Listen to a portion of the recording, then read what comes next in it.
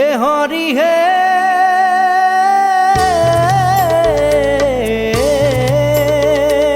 প্ৰথমে প্ৰণাম ব্ৰহ্ম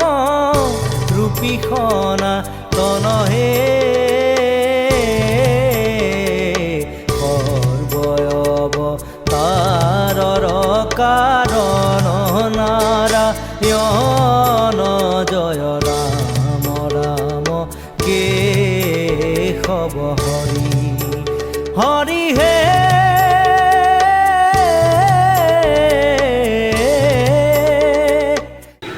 নিশ্চিতভাৱে মই এতিয়া উপস্থিত আছোঁ নলবাৰীৰ যি ঐতিহ্যমণ্ডিত যি নলবাৰীৰ ৰাস মহোৎসৱ বুলি ক'লে উজনিৰ পৰা নামনিলৈকে সকলোৱে গম পায় আৰু মই এতিয়া উপস্থিত আছোঁ নলবাৰীৰ হৰি মন্দিৰৰ প্ৰাংগণত আৰু হৰি মন্দিৰ প্ৰাংগণত ইতিমধ্যে দেখিবলৈ পোৱা গৈছে অজস্ৰ লোকৰ ভিৰ পৰিলক্ষিত হোৱা দেখিবলৈ পোৱা গৈছে মোৰ কেমেৰা পাৰ্চন সহযোগী সমগ্ৰ দৃশ্য দেখুৱাব আৰু যিহেতু এইবাৰ ব্যতিক্ৰমী বুলি ক'ব লাগিব নলবাৰীৰ ৰাস আৰু কিয়নো যি জুবিনবিহীন এইবাৰ প্ৰথমটি ৰাস আৰু প্ৰথমটি ৰাসত দেখিবলৈ পোৱা গৈছে বহু সংখ্যক লোকৰ ভিৰ লগতে এইবাৰ নলবাৰীৰ যি জুবিন গাৰ্গৰ যি প্ৰতীক চিহ্ন প্ৰায় 9 ফুট দৈৰ্ঘ্য যি জুবিন গাৰ্গৰ প্ৰতিচিহ্ন যি বনোৱা হৈছে আৰু মই কিছু কথা জানিব প্ৰয়াস কৰিম মোৰ লগত আছে ইয়াৰে স্থানীয় লোক কি ক'ব যিহেতু এইবাৰ ব্যতিক্ৰমী বুলি ক'ব লাগিব নলবাৰীৰ ৰাস কেনেকুৱা নলবাৰীৰ ৰাস এতিয়া সুখৰ মাজতে অলপ দুখত আছোঁ আমি যিহেতু দুজনকৈ শিল্পী আমাৰ হেৰাই গ'ল জুবিন দা লগতে দীপক শৰ্মা তাৰ মাজতে অলপ উৎসাহ কিছু কমিছে যদিও আমি জুবিন গাৰ্গৰ আৰু এই কামখিনি কৰি লগতে ভূপেন হাজৰিকাদেৱৰো আমি জন্ম শতবাৰ্ষিকী মৃত্যুদিৱস পালন কৰিছোঁ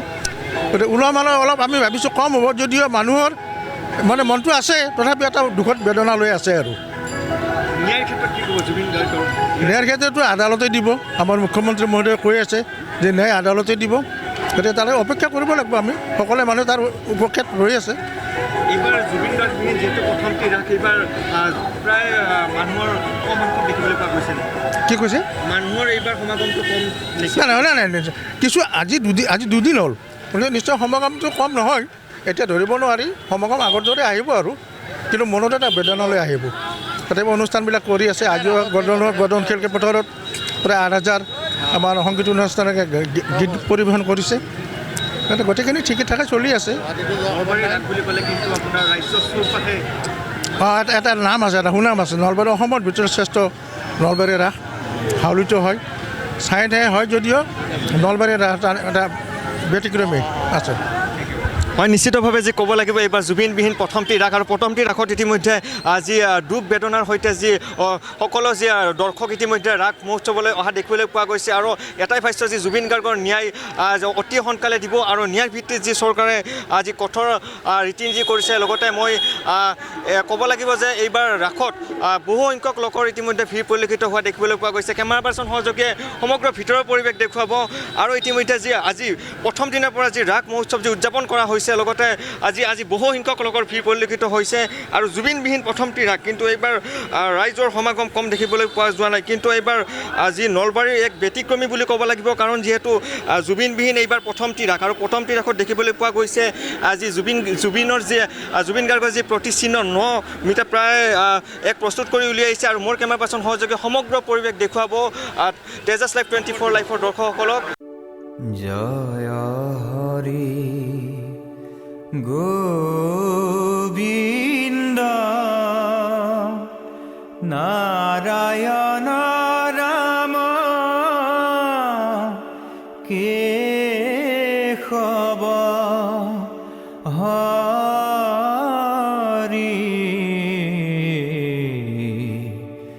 ৰাম ৰাম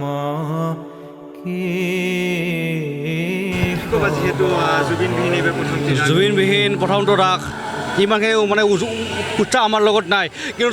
তথাপিও তেওঁৰ যোনটো কলা সংস্কৃতি তেওঁৰ যোনটো আদৰ্শ সেইখিনি বস্তু আমি আগবঢ়াই লৈ যাব লাগিব লগতে তেওঁৰ চিনেমাখন ৰৈ ৰৈ বিনালে চবেই যে চায় আৰু সেই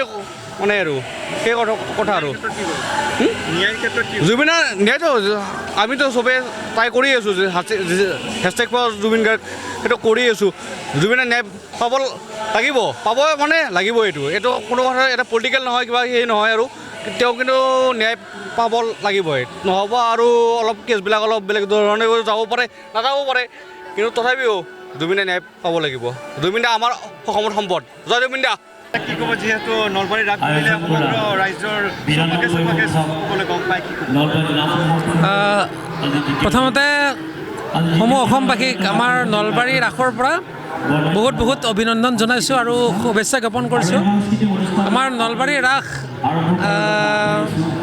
এটা ঐতিহ্যমণ্ডিত এটা মানে পৰম্পৰা এটা আছে আৰু ধুনীয়া। ইয়াত আমাৰ মৃন্ময় মূৰ্তিৰ ৰাস হেৰি হয় আৰু এইবাৰতো সকলোৱে গমেই পাইছে আমাৰ অসমৰ হাৰ্টথ্ৰব জুবিন গাৰ্গ দাদাৰ মানে যিটো নোহোৱা হোৱাৰ যিটো বেদনা মানুহৰ মুখে অন্তৰত সকলোৰে অন্তৰে আছে। গতিকে এনেকৈ আৰু এইবাৰ ৰাসটো আৰম্ভ হ'ব আৰু হৈছে ইতিমধ্যে। এতিয়া মই উপস্থিত আছোঁ ঐতিহ্যমণ্ডিত হৰি মন্দিৰৰ প্ৰাংগণত আৰু যিহেতু প্ৰত্যেক বছৰৰ দৰে এই বছৰো উদযাপন কৰা হৈছে ৰাস মহোৎসৱ আৰু যি এইবাৰ জুবিনবিহীন প্ৰথমটি ৰাস আৰু এইবাৰ মই অতি ব্যতিক্ৰমী বুলি ক'ব লাগিব যিহেতু জুবিনৰ প্ৰতীক চিহ্ন এটা 9 ফুট দীঘল যি প্ৰতীক চিহ্ন মোৰ কেমেৰা পাৰ্চন সহযোগে দেখুৱাব আজি